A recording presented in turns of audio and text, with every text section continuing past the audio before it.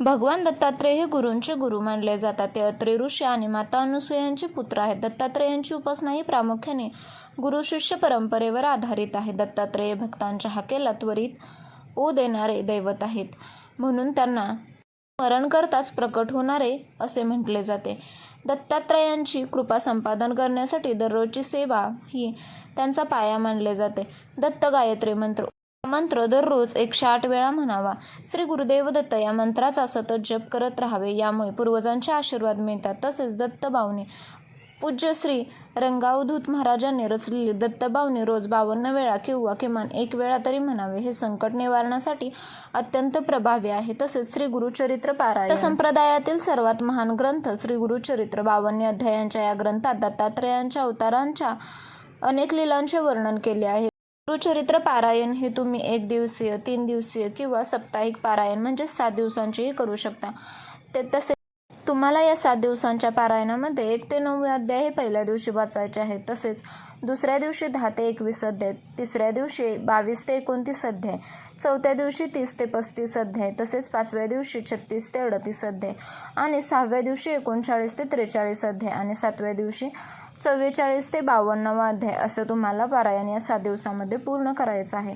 या काळात तुम्हाला कडक सोहळे पाळावे लागतात. जमिनीवर झोपणे, ब्रह्मचर्याचे पालन करणे, सात्विक आहार घेणे याबद्दलचा व्हिडिओ आधी अपलोड केला आहे, तुम्ही अवश्य पाहू शकता. अपत्यप्राप्ती, असाध्य आजारातून मुक्ती, दारिद्र्य निर्मूलन आणि मानसिक शांतीसाठी गुरुचरित्र पारायण सर्वोत्तम मानले जाते. तसेच पितृदोष निवारण आणि दत्तसेवा अनेकांच्या आयुष्यात प्रगती खुंटते, कारण पितृदोष असतो. दत्त महाराजांची सेवा हा पितृदोषावरती एकमेव आणि जालीम उपाय आहे. श्री गुरुदेव दत्त या मंत्राच्या किमान 16 माळी जप कराव्यात. तसेच गुरुवारी पितरांच्या नावाने गरजूंना अन्नदान करावे. विशिष्ट इच्छापूर्तीसाठी प्रभावी स्तोत्रे श्री वासुदेवानंद सरस्वती टेंबे स्वामी महाराजांनी रचलेली आरती संध्याकाळी 7 वाजता करुणा त्रिपती ही आरती म्हटल्यास घरातील नकारात्मकता दूर होते. तसेच दत्तकवच, शत्रुबाधा आणि भीती घालवण्यासाठी दत्तकवचाचे रोज पठण करावे. तसेच सिद्धमंगल स्तोत्र, रखडलेली कामे पूर्ण होण्यासाठी हे स्तोत्र अत्यंत प्रभावी आहे. दत्तयाग आणि दत्त अभिषेक, जर एखादी मोठी समस्या असेल तर विद्वान ब्राह्मणांकडून दत्तयाग म्हणजेच हवन करावा. दर गुरुवारी दत्तांच्या मूर्तीवर किंवा पादुकांवर पुरुष सुक्तासह पंचामृत अभिषेक केल्याने राजयोग प्राप्त होतो आणि ऐश्वर्य मिळते. गुरुवारचे विशेष व्रत, यामध्ये 16 किंवा 21 गुरुवारचे विशेष व्रत करावे. पिवळे वस्त्र परिधान करावे. दत्तांना पिवळी फुले आणि पेढ्याचा नैवेद्य दाखवावा. उपवास करावा आणि संध्याकाळी आरतीनंतर सात्विक भोजन करावे. दत्त भक्तांसाठी आचारसंहिता. दत्त महाराज अवधूत स्वरूपात फिरत असतात, त्यामुळे दारात आलेल्या कोणत्याही भिकाऱ्याला किंवा प्राण्याला, विशेषतः कुत्र्याला रिकाम्या हाती पाठवू नका. दत्त महाराजांचे वाहन कुत्रा आहे, त्यामुळे कुत्र्यांना अन्न देणे ही प्रत्यक्ष दत्तसेवा आहे. तसेच स्वच्छता आणि नीतिमत्ता यांचे पालन करा. 4 कुत्रे असतात जे 4 वेदांचे प्रतीक आहेत, त्यामुळे काळ्या किंवा कोणत्याही कुत्र्याला गुरुवारी तुपाची पोळी किंवा बिस्किटे दिल्यास दत्त महाराज प्रसन्न होतात. ब्राह्मण भोजन किंवा गरीब सेवा, गुरुवारी किमान एका गरजू व्यक्तीला पोटभर जेवण द्यावे. पाहूया दत्त महाराजांच्या पादुका पूजनाचे शास्त्र. दत्त संप्रदायात मूर्तीपेक्षा पादुकांना जास्त महत्त्व दिले जाते. पादुका या गुरूंच्या चरणांचे प्रतीक आहेत. दर गुरुवारी घरी असलेल्या लाकडी किंवा धातूच्या पादुकांवर अत्तर, शक्यतो हिना किंवा केवडा लावून अभिषेक करावा. पादुकांवर डोके ठेवणे म्हणजे आपले अहंकार ईश्वराच्या चरणी अर्पण करणे होय. तसेच करुणा त्रिपदी पठणाचे नियम.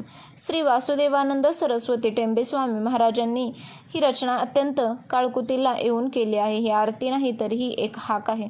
संध्याकाळी 7 वाजता दिवे लागण्याच्या वेळी पूर्ण कुटुंबाने एकत्र बसून ही त्रिपदी म्हटल्यास घरातील कलह कायमचे मिटतात. तसेच दत्त महाराजांनी मौन सेवा आणि ध्यान याबद्दलही खूप सांगितले आहे. दत्त महाराज स्वतः योगीराज आहेत. 10 मिनिटे डोळे मिटून दत्तात्रेयांचे त्रिगुणात्मक रूपाचे ध्यान करावे. ध्यानामध्ये मी आणि माझे गुरु एकच आहेत हा भाव ठेवावा.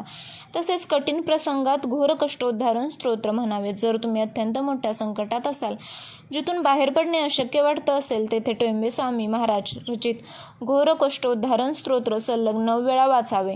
याला संकटमोचन स्तोत्र असेही म्हणतात. श्री गुरुदेव दत्तांची ही सेवा केवळ संकटातून सुटण्यासाठी, ती स्वतःच्या आत्म्याचा शोध घेण्याच्या आणि पूर्वजांच्या आशीर्वादाने जीवन सुसह्य करण्याची वाट आहे. दत्तगुरूंना ज्या क्षणी त्यांना तुम्ही अंतःकरणापासून हाक माराल त्या क्षणी ते तुमच्या मदतीला धावून येतात. त्यांच्या सेवेत दिखाव्यापेक्षा आर्तता म्हणजेच तळमळ महत्त्वाची असते. दिगंबरा दिगंबरा श्रीपाद वल्लभ दिगंबरा हा केवळ मंत्र नसून तो भक्ताचा आर्त टाहू आहे, जो थेट दत्तगुरूंपर्यंत पोहोचतो.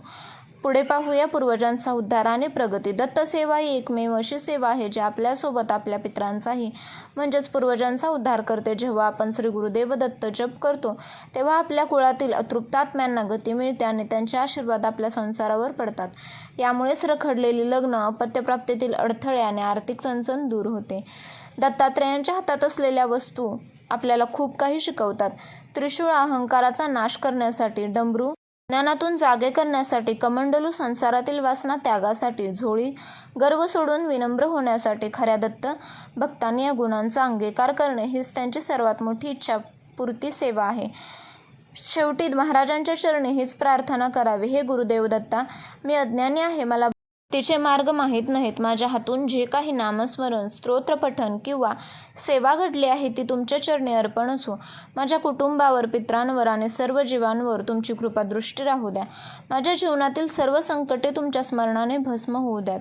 दत्तकृपेचा आशीर्वाद जे भक्त श्रद्धेने गुरुचरित्राचे वाचन करतात किंवा दत्तनामाचा अखंड जप करतात त्यांच्या जीवनात अशक्य असा शब्द उरत नाही. दत्तगुरू स्वतःच्या भक्तांच्या पाठीशी ढाल बनून उभे राहतात. गाणगापूर असो वा नरसोबाची वाडी किंवा तुमच्या घरातील छोटेसे देवघर, जिथे भाव तिथे दत्त. अवधूत चिंतन. श्री गुरुदेव दत्त. श्रीपाद वल्लभ दिगंबरा नृसिंह सरस्वती महाराजांचा जय. व्हिडिओ आवडला तर प्लीज लाईक, शेअर आणि चॅनलला अजूनही सबस्क्राईब केलं नसेल तर प्लीज सबस्क्राईब करा. व्हिडिओ पाहिल्याबद्दल धन्यवाद. पुनश्च भेटूया अशाच एका नवीन व्हिडिओमध्ये. तोपर्यंत श्री गुरुदेव दत्त. श्री स्वामी समर्थ.